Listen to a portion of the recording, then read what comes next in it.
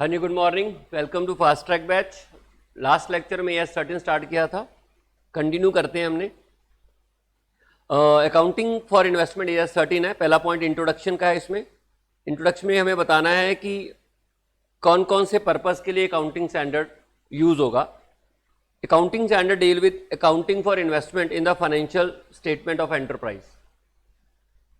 Disclosure requirement, disclosure requirement में current investment को कैसे डिस्क्लोज करना है और लॉन्ग टर्म इन्वेस्टमेंट को कैसे डिस्क्लोज करना है, इसके बारे में डिस्क्लोजर बताया जाएगा और उसकी वैल्यूएशन के बारे में भी बताएगी।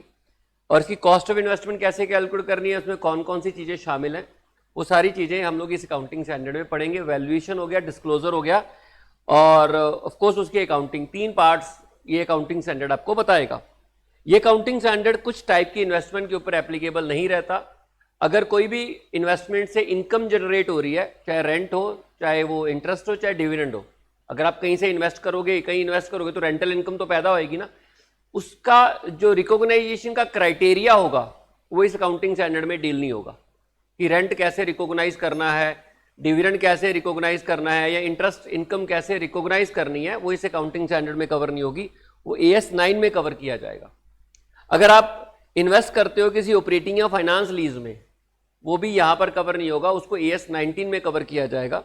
और अगर कोई कंपनी है जो अपने एम्प्लॉयज का रिटायरमेंट का पैसा इन्वेस्ट करती है, अब बोलोगे एम्प्लॉयज का रिटायरमेंट का पैसा कैसे आ जाता है? आपको मालूम है प्रोविडेंट फंड काटते हो आप एम्प्लॉयर हो तो आप अपने एम्प्लॉयज का प्रोविडेंट फंड काटोगे, फिर उस प्रोविडेंट फंड को कहीं जाके इन्वेस्ट करोगे, तो वो जो इन्वेस्टमेंट वाला वो वाला पार्ट है, वो उसमें भी हम लोग यहाँ डील नहीं करेंगे। और अगर लाइफ इंश्योरेंस एंटरप्राइजेज हैं, ऑफकोर्स वो तो इन्वेस्टमेंट करती हैं, तो उनके केस में भी AS13 एप्लीकेबल नहीं होगा। लाइफ इंश्योरेंस कंपनी के पास जो प्रीमियम आता है उसको वो इन्वेस्ट करते हैं, तो वहां पर जो आप इन्वेस्ट कर रहे हो वो भी AS13 के अंदर कवर नहीं होगा। म्यूचुअल फंड हो या वेंचर कैपिटल फंड हो या बैंक्स हो या पब्लिक फाइनेंशियल इंस्टीट्यूशंस हो, इनकी इन्वेस्टमेंट्स के ऊपर भी AS13 अप्लाई नहीं होगा। तो AS13 अप्लाई कहाँ होगा? नॉर्मल बिजनेस के केस में अगर वो इन्वेस्टमेंट करते हैं तो उनके केस में AS13 अप्लाई हो जाएगा। लेकिन जैसे बैंक्स हो गए, ये स्पेशलाइज्ड इंस्टीट्यूट हैं जिनका मेन मकसद सारे पैसे को इन्वेस्ट करना होता है, वहां पे AS13 की बात हम लोग नहीं करेंगे। और अगर कोई लाइफ इंश्योरेंस कंपनी है या कोई रिटायरमेंट बेनिफिट्स का पैसा कंपनी लगा रही है, देखो ये एम्प्लॉय का पैसा है तो इसकी गाइडलाइंस अलग होंगी। AS13 में इसको कवर नहीं किया गया। AS13 में वो बात कवर की जाएगी कि मेरा पैसा फालतू है, मैं उसे इन्वेस्ट करना चाहता हूं। जहां पर ये वाली बात है वो AS13 के अंदर कवर होगा। बैंक के पास बैंक का पैसा नहीं होता, म्यूचुअल फंड के पास म्यूचुअल फंड का पैसा नहीं होता, उसके बाद वेंचर कैपिटल के पास वेंचर कैपिटल का पैसा नहीं होता, वो ग्रुप ऑफ पीपल का पैसा होता है। तो उसको जब इन्वेस्ट करते हो तो आपके केस में एक स्पेशल ऑब्लिगेशन की जरूरत होती है, लॉ बने हुए हैं उस पर्पस के लिए। तो वहां AS13 के हिसाब से ना तो अकाउंटिंग होगी, ना डिस्क्लोजर होगा, ना वैल्यूएशन होगी।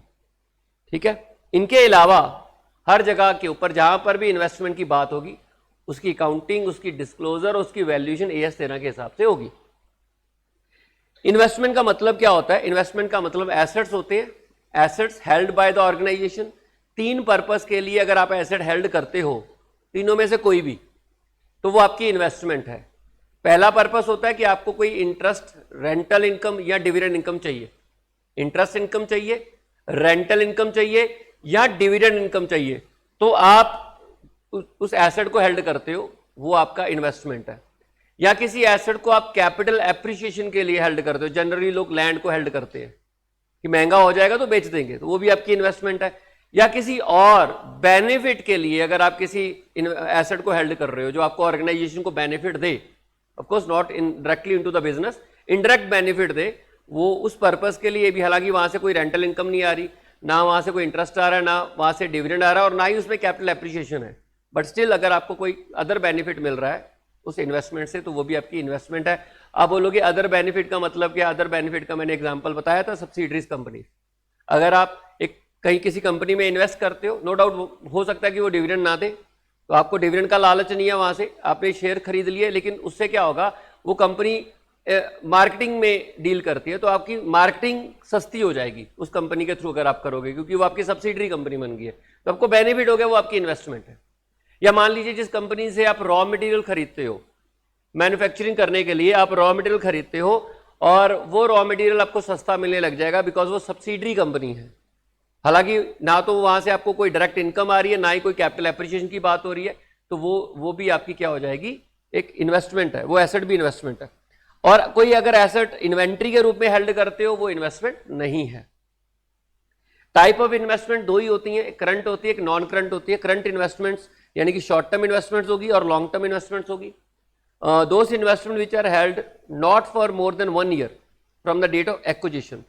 जब खरीदते हो उसके 12 महीनों के अंदर अंदर अगर आप उसको सेल करना चाहते हो, पर्पस आपका होना चाहिए, एक्चुअल सेल मैटर नहीं करती है, तो वो आपकी करंट इन्वेस्टमेंट्स होगी। और करंट इन्वेस्टमेंट की जो कैरिंग अमाउंट होगी, कैरिंग अमाउंट का मतलब जब बैलेंस शीट को आपके डेट को उसको दिखाओगे तो वो आपकी फेयर वैल्यू और कॉस्ट विच एवरेज लोअर पर दिखाई जाएगी। और जो लॉन्ग टर्म इन्वेस्टमेंट है, ऑफकोर्स जो करंट नहीं है वो नॉन करंट है, जो शॉर्ट टर्म नहीं है वो लॉन्ग टर्म होगी।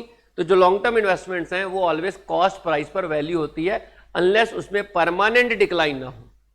परमानेंट डिक्लाइन का मतलब होता है कि अगर आपको लगता है कि उसका जो इन्वेस्टमेंट्स का रेट परमानेंटली गिर गया, वो दोबारा रिवाइव नहीं होगी, तो आप उसको फिर उस डिक्लाइंड वैल्यू पर दिखाते हो। इसका एग्जांपल मैंने कल की क्लास में दे दिया था आपको, ठीक है, कि मान लीजिए आपने एक लैंड खरीदा, उसके साथ साथ फैक्ट्री बढ़ गई।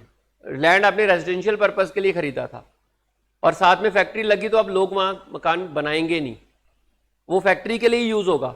और जो फैक्ट्री के लिए लैंड होता है ना, वो सस्ता होता है। एक होता है कमर्शियल लैंड, होता है फैक्ट्री पर्पस के लिए।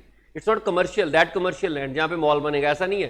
फैक्ट्री बनेगी तो फैक्ट्री में तो प्रोडक्शन होगा, तो फैक्ट्री के लैंड की जो रेट होते हैं वो सस्ते होते हैं। आपने खरीदा था उसे रेजिडेंशियल पर्पस के लिए, लेकिन अब वो बिकेगा नहीं, इसलिए उसकी परमानेंट डैमेज हो गया वहां पर और रेट परमानेंटली डिक्लाइन कर गए। तो डिक्लाइंड वैल्यू पर उसको वैल्यू करोगे। क्लियर है? नोट लिखे हैं कुछ? कहते जब हम फेयर वैल्यू की बात करते हैं, फेयर वैल्यू का मतलब, fair value is the amount for which an asset could be exchange between the buyer and sellers in a arm length transaction. मतलब आर्म लेंथ ट्रांजैक्शन का मतलब मैं आपको जानता नहीं हूं, स्ट्रेंजर हो, और जिस प्राइस के ऊपर मैं आपके साथ वो एसेट की एक्सचेंज करूंगा वो आपका फेयर वैल्यू होगी। जनरली जो मार्केट प्राइस होता है ना, वही, या एनआरवी इन सम केसेस, वही फेयर वैल्यू मान ली जाती है। उसके बाद market value is the amount received net of expenses from the sale of investment in an open market. Market value आप, ये नहीं है कि टोटल जो आपको मिला उसमें, ऑफ कोर्स ये एनआरवी आ गया ना, अगर आप इसको देखोगे एनआरवी आ गया, जितने का बेचोगे उसमें बेचने के लिए जो खर्चा आएगा माइनस करोगे, माइनस करके जो वैल्यू आएगी वो मार्केट वैल्यू लेनी है आपने फेयर वैल्यू कंप्यूट करने के लिए। उसके बाद कहते हैं कि अगर आप इस पॉइंट से रिलेट कर रहे हैं, अगर कोई परमानेंट रिडक्शन होती है एसेट की वैल्यू में, तो आप उसको, या अगर आप उसको फेयर वैल्यू पे दिखा रहे हो, तो वो जो डिफरेंस है, ऑफ कोर्स कैरिंग अमाउंट पहले ज्यादा होगी, अब उसको कम कर रहे हो आप, तो जो डिफरेंस है वो पीएनएल में ले जाओगे, हालांकि वो बिक नहीं रही है। क्लियर?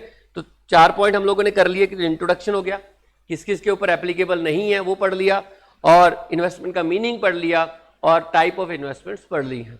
अब बात करते हैं इनकी calculation of cost of investment, कि इन्वेस्टमेंट की कॉस्ट आप कैसे कैलकुलेट करोगे।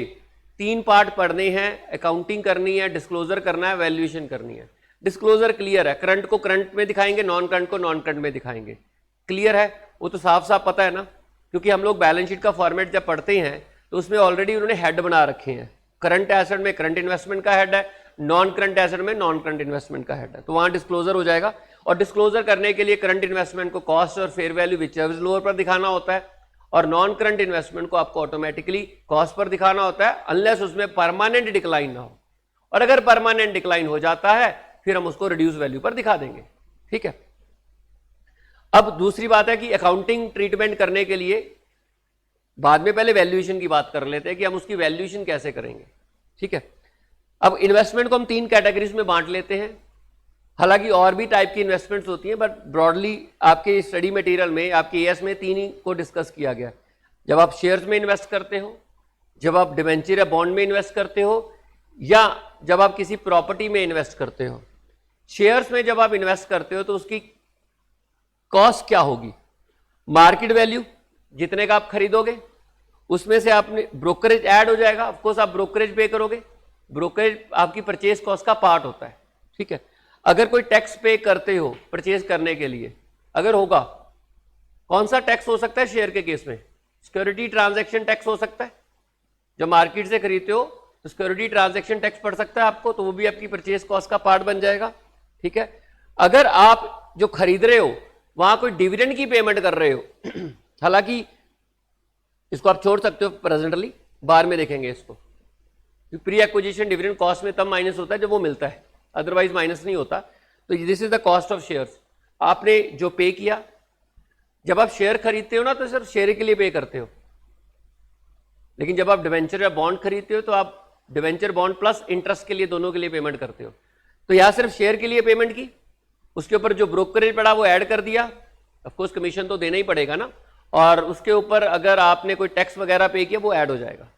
लेकिन अगर आप बॉन्ड एंड डिवेंचर खरीदते हो तो आपने जो मार्केट प्राइस पे किया उसमें इंटरेस्ट इंक्लूड अगर होगा तो माइनस कर देंगे। देखो इंटरेस्ट को माइनस किया हुआ है, क्योंकि जब आप बॉन्ड या डिवेंचर खरीदते हो तो आप सिर्फ बॉन्ड एंड डिवेंचर के लिए पेमेंट नहीं कर रहे हो, आप उसके बॉन्ड एंड डिवेंचर के साथ साथ इंटरेस्ट की पेमेंट भी कर रहे हो, दोनों पे कर रहे हो। तो आप जो मार्केट प्राइस है, अगर वो कम इंटरेस्ट प्राइस है तो उसमें इंटरेस्ट शामिल होगा, तो आपको पहले इंटरेस्ट माइनस करना है, सिर्फ बॉन्ड एंड डिवेंचर की कीमत आएगी, ऑफ कोर्स उसके ऊपर ब्रोकरेज ऐड करेंगे और जो टैक्स होगा वो ऐड हो जाएगा जैसे शेयर्स की तरह। लेकिन जब आप प्रॉपर्टी खरीदते हो, प्रॉपर्टी में सबसे पहले आ जाती है कॉस्ट ऑफ प्रॉपर्टी, या तो सिर्फ आप प्रॉपर्टी के लिए पे कर रहे हो, और उसके ऊपर आती है स्टैंप ड्यूटी। स्टैंप ड्यूटी मैंने कल डिस्कस किया था कि रजिस्ट्री करने के लिए अगर आप अपने नाम उस प्रॉपर्टी को रजिस्टर करना चाहते हो तो सरकार को स्टैंप ड्यूटी पे करनी पड़ती है। जैसे मैंने बोला था पंजाब में 6 या 8% है, अगर फीमेल है तो उस केस में 6% है, और अगर मेल के नाम पे प्रॉपर्टी रजिस्टर करानी है तो वहां पे रेट 8% है। इसलिए आपने देखा होगा कि आपके पेरेंट्स मदर के नाम पे रजिस्ट्री करवा लेते हैं, 2% स्टैंप ड्यूटी बन जाती है, और 2% बहुत बड़ी अमाउंट होती है क्योंकि पूरी अमाउंट पे ऊपर कैलकुलेट होती है वो, ठीक है। कमीशन जो आप ऑफ कोर्स जो रियल्टर होते हैं, रियल्टर समझते हो ना, जो एजेंट्स होते हैं बीच में, जो बायर एजेंट और सेलर एजेंट होता है, अगर आप उसको पे करना चाहते हो तो पे करते हो, तो वो भी इंडिया में तो आप देखो बायर को बायर वाला एजेंट पे करता है, सेलर का एजेंट सेलर से रिकवरी करता है। लेकिन अगर आप फॉरेन की बात करते हो ना, बायर एजेंट और सेलर एजेंट दोनों को पेमेंट सेलर ही करता है, तो वहां तो कमीशन की बात ही नहीं होती है। सपोज करो मैं अगर प्रॉपर्टी एक्वायर कर रहा हूं ना तो मुझे किसी को कमीशन नहीं देना, बेचने वाला देगा, मेरे एजेंट को भी बेचने वाला ही देगा, ठीक है। वो मैक्सिमम कमीशन होता है वो बायर एंड सेलर वाले आपस में बांट देते हैं। फॉर एग्जांपल 4% है, वो बायर एजेंट और सेलर एजेंट आपस में रियल्टर डिसाइड कर लेते हैं भी तेरा कितना मेरा कितना, सेलर ही पे करता है उनको, बायर नहीं पे करेगा। पर इंडिया में ऐसा सिस्टम नहीं है, इंडिया में तो जो खरीदने वाला उसका एजेंट की पेमेंट बायर करेगा और जो बेचने वाला उस एजेंट की पेमेंट सेलर करेगा। तो अगर आप कोई कमीशन पे करते हो तो वो भी इसमें ऐड हो जाएगा। कई बार किसी सोसाइटी में प्रॉपर्टी खरीदने के लिए मेंबरशिप लेनी पड़ती है। सपोज करो एक पर्टिकुलर कोऑपरेटिव सोसाइटी है, आजकल क्या होता है कि ज्यादातर जो कॉलोनियां बन रही हैं, और अगर आप उसमें मकान लेना चाहते हो तो पहले आपको मेंबर बनना पड़ेगा, उसका मेंबरशिप फीस। एक पर्टिकुलर सोसाइटी है और उसमें बहुत पॉश एरिया है, बहुत अच्छे मकान बने हुए हैं, जैसे हम लोग यहाँ पर बात करते हैं, कौन सी कॉलोनी है वो बनी हुई है जो यार ये सेक्रेटरीट के पीछे फुल्किया एनक्लेव, काफी बेटर है वो। लेकिन मान लीजिए मुझे वह फुल्किया एनक्लेव में मकान लेना है तो उसका मुझे मेंबर बनना पड़ेगा, पहले उस सोसाइटी का मेंबर बनना पड़ेगा, क्योंकि उन्होंने एक सोसाइटी रजिस्टर्ड करा रखी है और जो सोसाइटी का मेंबर होगा उसी सोसाइटी में वो मकान खरीद सकता है। तो उसके लिए मुझे वहां की मेंबरशिप लेनी पड़ेगी, और मेंबरशिप लेने के लिए जो मैं पेमेंट करूंगा वो मेंबरशिप फीस होगी, वो भी मेरी कॉस्ट ऑफ प्रॉपर्टी का पार्ट बन जाएगी। कई जगह पे ऐसा होता है, बड़े बड़े शहरों में चले जाओगे तो वहां पर सोसाइटी से रजिस्टर्ड है, ठीक है, तो वहां पर आप सोसाइटी का मेंबर बनोगे और मेंबर बनने के लिए आपको मेंबरशिप फीस देनी पड़ेगी। Once you become member only then after that आप उस प्रॉपर्टी को एक्वायर कर सकते हो। तो वो जो मेंबरशिप फीस पे करोगे वो भी कॉस्ट का पार्ट हो जाएगी। इस तरीके से आप कॉस्ट कैलकुलेट कर सकते हो, शेयर्स के केस में भी, डिबेंचर या बॉन्ड के केस में भी, एंड प्रॉपर्टी के केस में भी। उसके बाद बात आती है कि जब आप उसको बेचोगे, ये तो कॉस्ट था, वैल्यूएशन में सारा कुछ ही आ जाता है। कॉस्ट 3 चीजें आती हैं वैल्यूएशन में, एक खरीदोगे किस प्राइस पर, बेचोगे किस प्राइस पर, और प्रॉफिट लॉस की, बेचने के साथ प्रॉफिट लॉस की कैलकुलेशन और लास्ट कैरिंग अमाउंट की कैलकुलेशन। ये तीनों चीजें आपको पता होनी चाहिए वैल्यूएशन में, ठीक है। डिस्क्लोजर हो गया, वैल्यूएशन कर रहे हैं हम लोग। 3 चीजें हैं जो आपको पता होनी चाहिए, कौन कौन सी, किस प्राइस के ऊपर आप उसकी कॉस्ट क्या मानोगे आप इन्वेस्टमेंट जो कर रहे हो, फिर जब आप उसे बेचोगे तो उसकी वैल्यू कैसे निकालोगे, ऑफ कोर्स प्रॉफिट लॉस कैसे कैलकुलेट करोगे, और तीसरा पॉइंट होता है कि आप उसकी कैरिंग अमाउंट यानी कि जो बच गई जो जो इन्वेस्टमेंट हमारी शेयर डिवेंचर बचे हुए हैं उसकी कैरिंग अमाउंट कैसे कैलकुलेट करोगे। आइए शुरू करते हैं। परचेज वाला पॉइंट हो गया, अब सेल वाला पॉइंट की बात करते हैं। जब हम इन्वेस्टमेंट को बेचते हैं, शेयर्स या बॉन्ड एंड डिवेंचर, यहाँ मैंने प्रॉपर्टी की बात नहीं की है क्योंकि हमारे किसी भी क्वेश्चन में प्रॉपर्टी बेचने की बात नहीं है, सिर्फ उसकी कॉस्ट ऑफ एक्विजिशन की बात की गई है, वो मैंने बता दिया। जब आप बेचते हो तो आपकी जो सेल वैल्यू कैरिंग अमाउंट के साथ कंपेयर की जाती है। 3 एंट्रीज डलती हैं जब आप बेचते हो। शेयर के केस में 2 होती हैं और डिवेंचर के केस में अकाउंटिंग ट्रीटमेंट में 3 होती हैं। ठीक है, वो बाद में, पहले हमें इसकी वैल्यू निकालनी पड़ेगी कि जो बेच रहे हो वो किस प्राइस पे रिकॉर्ड किया जाएगा, और फिर उसे कैरिंग अमाउंट के साथ उस को कंपेयर किया जाएगा, और फिर हमें पता चलेगा कि भाई हमने जो इन्वेस्टमेंट बेची है उस पर प्रॉफिट हुआ या लॉस हुआ। तो शेयर्स की सेल वैल्यू कैसे आएगी? Market value. ठीक है, ये यहां पर नहीं आएगा, ये उल्टा लिख दिया मेरे को लगता है, चलो ठीक है। Market value of investment. अब जब आप बेच रहे हो तो इसके ऊपर आप ब्रोकरेज पे करोगे, वो मैंने माइनस कर दिया। अगर आप सेल पर कोई टैक्स पे कर रहे हो, not capital gain tax, capital gain tax नहीं आएगा यहां पर। ठीक है, कैपिटल गेन टैक्स तो बाद में जब हम रिटर्न फाइल करेंगे तो आएगा, कॉस्ट को अफेक्ट नहीं करेगा। एक बेचने के लिए टैक्स एसटीटी लगा लो, तो वो अगर आप पे करते हो वो भी माइनस होएगा। परचेज करते समय यही टैक्स ऐड हो रहे थे या माइनस हो रहे, जो नेट अमाउंट मिलेगी आपको ये मिलेगी। ये अमाउंट आपकी सेल कंसीडर की जाएगी, ये अमाउंट आपकी सेल कंसीडर की जाएगी। जितने की आपने बेची उसमें से जो आपने ब्रोकरेज पे किया और जो आपने टैक्सेस बेचने के लिए पे किए हैं, ये आपका डायरेक्ट टैक्स नहीं होगा, जो आपने बेचने के लिए पे किया है वो यहां पर आप माइनस कर दोगे, और this is the net amount that you received, और इसी को हम बोलेंगे कि ये सेल वैल्यू है हमारी। और अगर आप बॉन्ड या डिवेंचर को खरीदते हो, बेचते हो, तो ऑफकोर्स जब सेल प्राइस होगा उसमें ब्याज के लिए भी पैसा मिलेगा आपको। जब आप बॉन्ड एंड डिवेंचर को खरीदते हो तो आप इंटरेस्ट के लिए भी पेमेंट करते हो। सिमिलरली जब आप बॉन्ड एंड डिवेंचर को बेचते हो तो आपको इंटरेस्ट पेमेंट मिलती है। हम डिवेंचर वाले चैप्टर में ये पढ़ चुके हैं, तो वो मैंने माइनस करना है क्योंकि वो हमारी सेल का पार्ट नहीं है। और फिर अगेन अगर आप इस पे ब्रोकरेज पे कर रहे हो तो आपको ब्रोकरेज भी माइनस करना है, और अगर आप इसके ऊपर कोई टैक्सेस पे कर रहे हो तो टैक्सेस भी माइनस करने हैं। कुछ पॉइंट्स ध्यान में रखने की जरूरत है कि ब्रोकरेज की कैलकुलेशन ऑलवेज मार्केट प्राइस पे होगी, ऑलवेज, चाहे वो मार्केट प्राइस कम इंटरेस्ट हो या एक्स इंटरेस्ट हो। देखो शेयर के केस में तो कम इंटरेस्ट और एक्स इंटरेस्ट का पॉइंट ही नहीं है, लेकिन आपको मालूम है बॉन्ड या डिवेंचर के केस में जो मार्केट प्राइस हो सकता है वो कम इंटरेस्ट भी हो सकता है और एक्स इंटरेस्ट भी हो सकता है, दोनों हो सकते हैं। तो जो भी आप कमीशन पे करोगे वो कम इंटरेस्ट भी हो सकता है, मार्केट प्राइस पे करना है आपने, whether it is a come interest price और एक्स इंटरेस्ट प्राइस। दूसरा, टैक्सेस की calculation always x interest price पर होगी। जब आप टैक्स कैलकुलेट करोगे ना, ऑलवेज आपने एक्स इंटरेस्ट प्राइस पर कैलकुलेट करना है। ब्रोकरेज, जब आप शेयर फर्स्ट टाइम इशू करते हो तो वहां कैलकुलेट नहीं होता। ब्रोकरेज आप पे करते हो जब आप स्टॉक मार्केट से शेयर या डिवेंचर खरीदते हो। जब पब्लिक कंपनी से सीधा सीधा शेयर खरीद रहे हो तो वहां ब्रोकरेज की पेमेंट नहीं होती, कंपनी पे करती है ना ब्रोकर को brokerage. In that case underwriter होंगे या ब्रोकर होगा तो वो कंपनी पे करेगी उनको, इन्वेस्टर नहीं पे करेगा। लेकिन जब इन्वेस्टर स्टॉक मार्केट से खरीदेगा तो ब्रोकरेज को पे करनी पड़ती है। तो जब आप वही लिखा हुआ है कि जब आप फ्रेश इशू ऑफ शेयर खरीदते हो तो वहां आपको ब्रोकरेज पे करने की जरूरत नहीं होगी, चाहे क्वेश्चन में ब्रोकरेज दी भी हो। तो आपको उन ट्रांजैक्शन के ऊपर ब्रोकरेज लेनी है जिनको आप किसी और से खरीद रहे हो, और अगर जिनको आप कंपनी से खरीद रहे हो उनके ऊपर आप, अगर मान लो शेयर इशू फ्रेश इशू हो रहे हैं तो वहां आप ब्रोकरेज नहीं पे करोगे। ठीक है, ये वाला पॉइंट हम बाद में डिस्कस कर लेंगे, डिविडेंड का पॉइंट है ये बाद में, क्लियर। अब आपने बेच दिया, बेचने की वैल्यू पता लग गई। जब आप बेचने की वैल्यू निकालोगे तो आपको प्रॉफिट लॉस भी कैलकुलेट करना पड़ेगा। आप सेल कर रहे हो तो you have to calculate profit and loss. Profit and loss calculate करने के लिए हमें सेल अमाउंट और कैरिंग अमाउंट को कंपेयर करना होता है। सेल अमाउंट और कैरिंग अमाउंट को कंपेयर करना होता है। जब आप कंपेयर करोगे तो अगर आपकी सेल अमाउंट कैरिंग अमाउंट से ज्यादा है तो आपके पास प्रॉफिट आएगा, और अगर रिवर्स आता है कैरिंग अमाउंट आपकी सेल वैल्यू से ज्यादा है तो आपको होएगा लॉस। अब सवाल आता है कि ये तो हमने निकालना सीख लिया कि सेल वैल्यू क्या होगी, ये तो हो गया। अब प्रॉफिट और लॉस निकालने के लिए हमें कैरिंग अमाउंट की भी जरूरत पड़ेगी। कैरिंग अमाउंट कैसे निकालोगे? कैरिंग अमाउंट निकालने का तरीका यह है कि आप देखो, कैरिंग अमाउंट थोड़ा डिफिकल्ट होता है। अगर मैंने कल भी बताया था आपको कि हम आजकल जो हमारी इन्वेस्टमेंट्स होती है ना, वो डीमैट फॉर्म में है।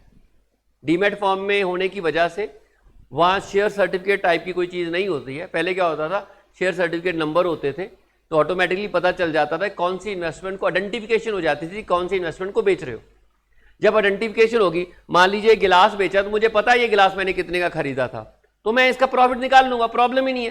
प्रॉब्लम ये आ गई कि इस जैसे बड़े सारे गिलास आ गए जिसको मैं डिफ्रेंशिएट नहीं कर पा रहा, और मैंने बेचा, मेरे को पता ही नहीं लगा कि इसकी कॉस्ट क्या थी।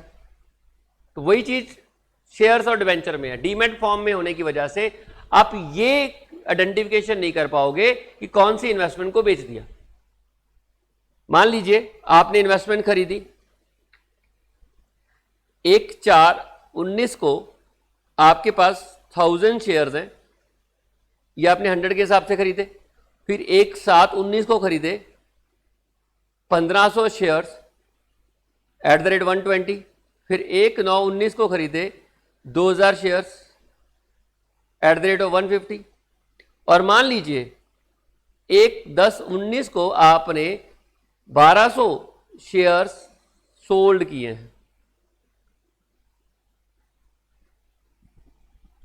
अब जो आपने बेच दिए ना ये वाले, तो आपको पता ही नहीं चल रहा कि ये वाले इसमें से बेचे हैं, इसमें से बेचे हैं, इसमें से बेचे हैं, क्योंकि यहां कोई आइडेंटिफिकेशन है, मिक्स हो चुके हैं वो सारे के सारे, स्क्रिप्ट फॉर्म में होते हैं वो डीमैट फॉर्म में है, सॉफ्टवेयर हैं बेसिकली। आप इसको अलग अलग आइडेंटिफाई नहीं कर पाओगे, तो हमें कोई मेथड फॉलो करना पड़ेगा इसकी कैरिंग अमाउंट निकालने के लिए।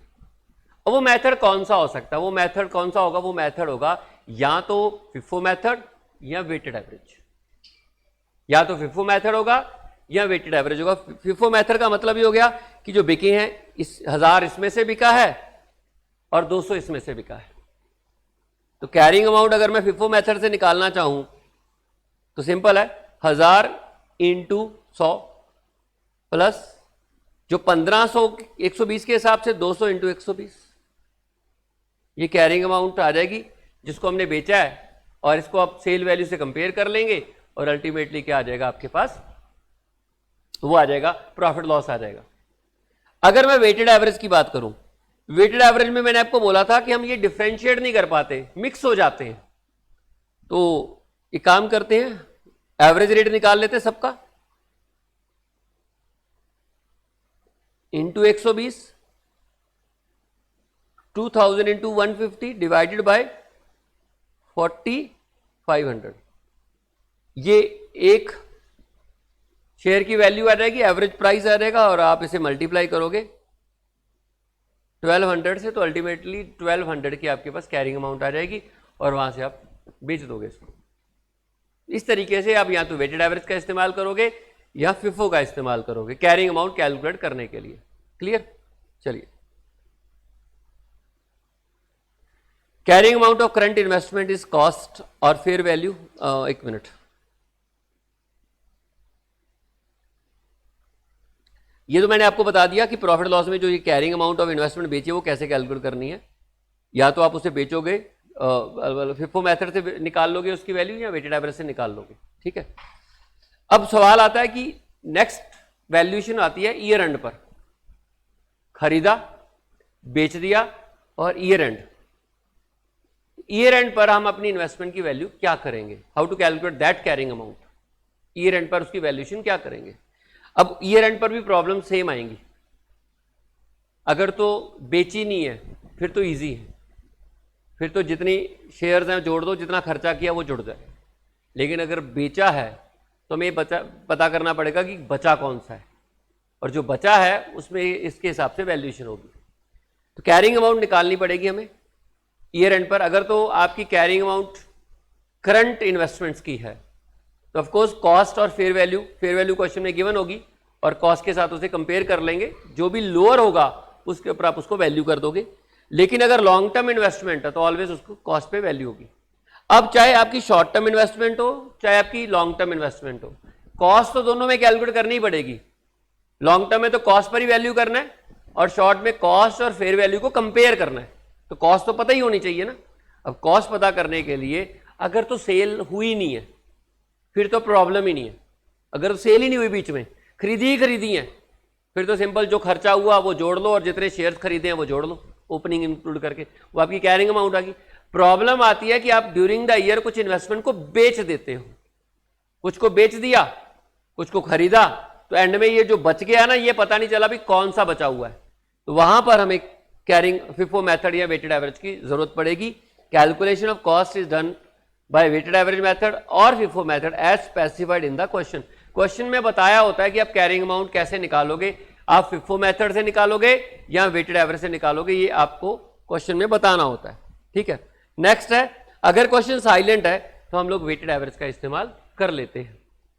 ठीक है, अब देखिए कैसे निकालेंगे वेटेड एवरेज में, और फिफो मेथड तो आपको मालूम ही है वेटेड एवरेज में कैसे निकाला जाता है। मैं यहां आपके साथ डिस्कस कर लेता हूं।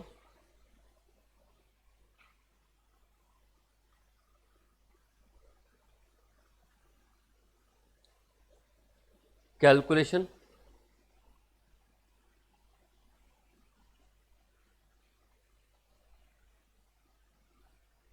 Of carrying amount. आपकी जो गलतियां होती है ना, इन्हीं चीजों पे होती है। प्रॉफिट लॉस निकालने में गलती कर दोगे, परचेज में थोड़ा ना गलती करोगे, वो तो सिंपल है। आप ईयर एंड पर जब क्लोजिंग वैल्यू निकालोगे तब गलती कर दोगे, प्रॉफिट लॉस निकालने में गलती कर दोगे, कैरिंग अमाउंट निकालने में गलती करते हो आप।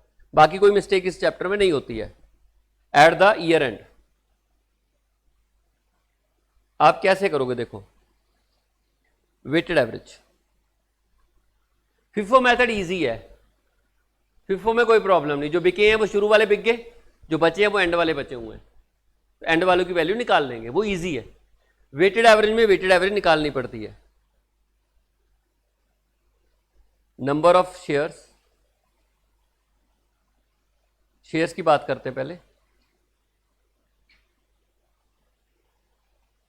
Into rate.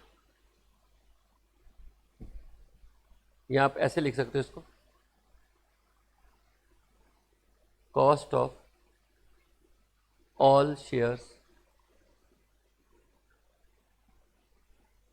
परचेज्ड, जितने भी शेयर परचेज किए हैं उनकी कॉस्ट। अब वेटेड एवरेज भी ना दो तरीके का होता है, एक पीरियोडिक होता है, एक परपेचुअल होता है।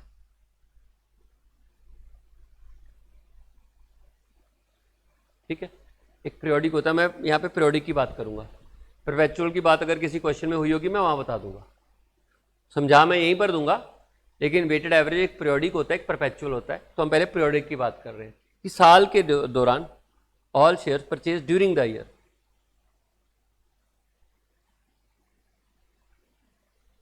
Cost of all the shares purchase during the year, पूरे साल में आपने कितने शेयर खरीदे हैं पूरे साल में। ठीक है, माइनस, अब इसमें से कोई प्री एक्विजिशन डिविडेंड मिला है वो माइनस कर दो। प्री एक्विजिशन डिविडेंड अगर मिला है तो कॉस्ट में से माइनस होता है। आपको ये बात पता होगी कि डिविडेंड दो तरीके का होता है, प्री एक्विजिशन होता है, एक पोस्ट एक्विजिशन होता है। प्री एक्विजिशन डिविडेंड उस पीरियड का होता है जिस पीरियड में आपके पास शेयर नहीं होते लेकिन अभी आपको मिल जाता है, यानी कि वो पीरियड का डिविडेंड जो आपके खरीदने से पहले पीरियड का है, अगर आपको आज मिल जाता है तो वो प्री एक्विजिशन डिविडेंड होगा। वो हम फिर कॉस्ट में से माइनस करते हैं। कॉस्ट में से इसलिए माइनस करते हैं कि हम ऐसा, इस केस में ऐसा अज्यूम करते हैं कि हमने जो शेयर खरीदे होंगे ना वो कम डिविडेंड प्राइस पर खरीदे होंगे, तो कम डिविडेंड प्राइस पर जब खरीदे हुए तो मिलेगा तो माइनस हो जाएगा। ठीक है, इसलिए माइनस कर दिया। नंबर ऑफ शेयर्स, जितने हमारे पास शेयर्स हैं उसका आप डिवाइड कर दोगे तो आपके पास एक एवरेज प्राइस आ जाएगा, और फिर मल्टीप्लाई करोगे यहां पे number of shares at the year and. Year end पर आपके पास नंबर ऑफ शेयर्स कितने हैं। तो ये तो आप हमेशा ही पीरियोडिक निकालो, और अगर आप यहां पे परपेचुअली निकालते हो तो आपका आंसर सेम ही आता है, कोई फर्क नहीं पड़ेगा। सेल के केस में चीजें बदल जाती हैं, लेकिन अगर आप ईयर एंड पे निकाल रहे हो तो आपका आंसर सेम आएगा। परपेचुअल का मतलब क्या होता है, देखिए ये समझ आया कि कितने का खरीदा। एक चीज और ध्यान दो, मैंने यहां पे सेल वाला कुछ माइनस नहीं करना, आपने सेल वाला माइनस नहीं करना, आपने एवरेज प्राइस सारी परचेजेस को काउंट करके लेनी है। कई बच्चों को डाउट होता है कि सेल माइनस कर देते हैं बीच में, इतने तो बिक गए हैं। जो बिकेंगे वो ऑटोमेटिकली कवर हो रहे हैं, जो यहां पर एंड पे बचे होंगे वो जो बिके हैं उस माइनस करके आए होंगे। तो आपने ये देखना है कि जो टोटल आपने खरीदे हैं वो कितने के खरीदे हैं, उसमें से अगर उस अमाउंट की कोई रिकवरी हुई है वो माइनस कर दी, और फिर नंबर ऑफ शेयर से डिवाइड कर दिया तो एक शेयर का प्राइस आ गया। तो जितने बचे हैं उनसे मल्टीप्लाई कर दो। इसमें मैंने कहीं पर भी जो नंबर ऑफ शेयर सोल्ड है उसको माइनस नहीं किया, और ना ही आपने भी करना है। अब पीरियोडिक और परपेचुअल का मतलब समझ लेते हैं थोड़ा सा। देखिए एक एग्जांपल लेता हूं, 1/4/20 को एक आपके पास 1000 शेयर्स हैं, ओपनिंग बैलेंस है, एक मिनट, ओपनिंग बैलेंस है 1000 शेयर्स हैं एट द रेट ऑफ 100। एक साथ 20 को आपने परचेज किए, फिर से सेम शेयर्स खरीदे हैं। प्रॉब्लम पता क्या आती है, सेम शेयर्स में ही आती है। अगर आप अलग अलग स्क्रिप्ट खरीद रहे हो, एक बार में अलग खरीदी, दूसरी बार में अलग खरीद ली, तीसरी बार में अलग खरीद ली, फिर तो आइडेंटिफिकेशन हो ही जाएगा कौन सा बेचा है। प्रॉब्लम ये आती है कि आप एक ही टाइप के शेयर खरीदते रहते हो, एक ही कंपनी के शेयर खरीदते रहते हो, और खरीदते भी इक्विटी हो तो मिक्स हो जाते हैं वो। अगर मान लीजिए आपने एक बार एक्स लिमिटेड के शेयर खरीदे, अगली बार वाई लिमिटेड के खरीदे, फिर जेड लिमिटेड के खरीदे, तो लेजर अकाउंट ही अलग अलग बनेगा। एक्स लिमिटेड के लिए अलग बनेगा, वाई लिमिटेड के लिए अलग बनेगा, जेड लिमिटेड की इन्वेस्टमेंट का अलग बनेगा। यहां तो प्रॉब्लम है कि आप सिमिलर टाइप के शेयर बार बार खरीदते हो, इसलिए मिक्स हो जाते हैं। परचेज किया आपने 1500 शेयर 120 के हिसाब से, 1/9/20 को फिर से आपने परचेज किए, आपने 2000 शेयर परचेज किए 110 के हिसाब से, आपने 1/10/20 को सेल कर दिया, आपने 1200 शेयर्स खरीदे 115 के हिसाब से, बेच दिए सॉरी, फिर आपने 1/11/20 को फिर से परचेज कर लिया 100 के हिसाब से, फिर आपने 1/12/20 को फिर से परचेज कर लिया 1200 shares at the rate of 120, ये आ गया। अब मान लो ये आपने सेल की है, अगर आप इसकी सेल की वैल्यूएशन यहां तक अज्यूम करके करते हो तो परपेचुअल सिस्टम फॉलो कर रहे हो आप, और अगर आप सेल को यहां पर ट्रीट करके कर रहे हो, प्राइस यहां पर इसके हिसाब से एंड पर कैलकुलेट करके कर रहे हो, आप पीरियोडिक कर रहे हो। अगर मैं यहां पर वेटेड एवरेज का प्राइस निकालूं, ऑफ कोर्स मुझे कैरिंग अमाउंट निकालनी पड़ेगी कि जो मैंने शेयर बेचे हैं, जो ये 1200 शेयर बेचे हैं, इसकी कॉस्ट क्या है। अगर तो सिर्फ इन तीनों को कंसीडर करके निकाल रहा हूं तो मैं परपेचुअल सिस्टम फॉलो कर रहा हूं। अगर मैं सारों को कंसीडर करके निकाल रहा हूं तो मैं पीरियोडिक सिस्टम फॉलो कर रहा हूं। देखिए कैसे, परपेचुअल का मतलब मैं साथ ही साथ एवरेज प्राइस निकाल रहा हूं, तो यहां पर बेच रहा हूं तो एवरेज प्राइस मेरा यहां पता होगा मुझे, उसके हिसाब से बेच दूंगा। ये वेटेड एवरेज में ही प्रॉब्लम आती है, फिफो में तो आएगी नहीं। फिफो में तो सिंपल है, 1200 है तो 1000 इसमें से बेचे, 200 इसमें से बिके। फिफो का तो इजी काम है कि कॉस्ट जो बिकी है उसकी कॉस्ट निकालना बड़ा इजी है। वेटेड एवरेज में थोड़ा मुश्किल हो जाता है। तो अगर मैं यहां पर परपेचुअल सिस्टम फॉलो कर रहा हूं तो सिंपल देखिए, 1000 into 100 plus 1500 into 120 plus 2000 into 110, divide किससे करेंगे 4500, और मल्टीप्लाई इससे करेंगे, एक की एवरेज आ जाएगी, और फिर उसे 1200 से मल्टीप्लाई करेंगे, और 1200 से मल्टीप्लाई करके उसकी उस इन्वेस्टमेंट की कैरिंग अमाउंट निकाल लेंगे जिसको हमने बेचा है, और फिर कैरिंग अमाउंट को आप कंपेयर कर लोगे सेल प्राइस के साथ, यू गेट प्रॉफिट और लॉस। ठीक है, मान लीजिए आप, ये तो था परपेचुअल, और अगर आप पीरियोडिक निकालना चाहते हो, पीरियोडिक का मतलब होता है हम एवरेज एक पीरियड के बाद निकालते हैं, मंथली एवरेज निकाल लो या चाहे एनुअली निकालते हैं, एक ही बार में एवरेज निकालते हैं, और सारी प्रॉफिट लॉस और बैलेंस शीट की फिगर उसी पे निकालते हैं, वो होता है पीरियोडिक। ठीक है, तो पीरियोडिक में हमें कोई मतलब नहीं सेल कब की है, हमने तो पूरी की एवरेज निकाल लेनी है। हम साथ ही साथ स्टॉक टेकिंग नहीं कर रहे हैं, हम साथ ही साथ कैलकुलेशंस नहीं कर रहे हैं, हम एक पीरियड के बाद कैलकुलेशन कर रहे हैं रेट की। हमारे पास इतना टाइम नहीं, हम साथ की साथ कैलकुलेशंस करते रहे, तो वहां आता है पीरियोडिक। पीरियोडिक क्या आता है कि कोई बात नहीं, 1000 into 100 plus 1500 into 120 plus 2000 into 110 plus 1000 into 100 plus 1200 into 120, जोड़िए जरा कितने शेयर्स हैं ये, 6700 से डिवाइड करके आपके पास एक एवरेज रेट आ जाएगा। और जब आप एवरेज रेट आपके पास आ गया तो बात फिर तो आप उसे 1200 से मल्टीप्लाई कर लोगे तो आपको उन शेयर्स की वैल्यू पता चल जाएगी जिसको आपने बेचा है। ऑफ कोर्स अगर कोई प्री एक्विजिशन डिविडेंड होगा वो माइनस हो जाएगा, अगर होगा तो, नहीं तो नहीं माइनस होएगा, ठीक है। उसके बाद अगर आप क्लोजिंग बैलेंस निकालते हो, दो जगह के ऊपर कैरिंग अमाउंट निकालनी पड़ती है। एक जब आप एसेट को बेच रहे हो तब उसकी कैरिंग अमाउंट निकालनी पड़ती है, और जब आप, दूसरा है कि जब आप ईयर को क्लोज कर रहे हो वहां पे हमें कैरिंग अमाउंट की जरूरत पड़ती है। जब आप ईयर को क्लोज कर रहे होते हो तो आपको यही फॉलो करना पड़ेगा ना, ईयर एंड पर ही हो रहा है ना, तो परपेचुअल भी हो जाए तब भी यहीं पर फॉलो कैलकुलेशन होगी, और अगर आप पीरियोडिक निकाल लो तो भी यहीं पर कैलकुलेशन हो जाएगी, तो कोई फर्क ही नहीं है। इसलिए मैंने बोला था कि जब आप क्लोजिंग स्टॉक निकाल रहे होते हो ना इन्वेस्टमेंट का, तो आप परपेचुअल या पीरियोडिक फॉलो कर लो, कोई फर्क नहीं है, ठीक है। और मैं आपको एक और बात बता दूं, ज़्यादातर क्वेश्चंस में ना आपने पहले पीरियोडिक और परपेचुअल की चर्चा नहीं की होगी क्योंकि आपको ज़रूरत नहीं पड़ी होगी। ज़्यादातर क्वेश्चन में ना परचेज इकट्ठी होती है और एक ही बार सेल होती है, बीच में ऐसा होता नहीं है। तो आप पीरियोडिक फॉलो करो, आपको पता नहीं चलता आप क्या कर रहे हो, आंसर सेम आ रहा होता है, ठीक है, क्योंकि ऐसा कभी होता ही नहीं कि बीच में सेल आ जाए। 99% क्वेश्चन में परचेज, एक दो परचेज होती है और बाद में एंड में जाके सेल होती है। तो आप चाहे ये वाला मेथड फॉलो कर लो चाहे ये वाला फॉलो कर लो, you get the same answer, और आपको पता नहीं चलता कि दो मेथड हैं इसके। लेकिन सवाल तब आता है कि बीच में सेल हो जाए तो, और अगर कोई क्वेश्चन में बीच में सेल है भी है ना तो वो फिफो मेथड बोला गया, इसलिए ये पॉइंट भी आपका कवर नहीं हुआ।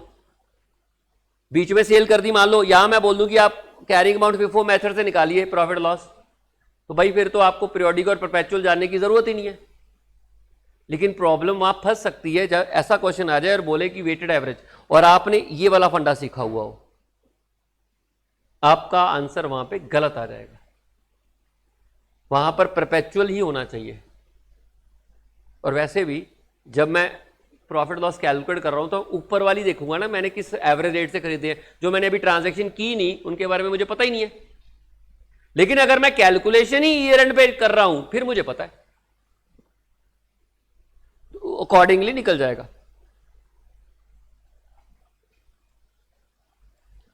और अगर हम बात करते हैं बॉन्ड्स या डिबेंचर की, उसमें से ये माइनस नहीं होता, बस कोई प्री एक्विजिशन सिस्टम होता ही नहीं है, बाकी तो चीजें सेम है। अगर आप बॉन्ड एंड डिबेंचर की कैरिंग अमाउंट निकालते हो तो उसमें कोई फर्क नहीं है, उसमें ये प्री एक्विजिशन डिविडेंड भी माइनस नहीं होता, ठीक है। आइए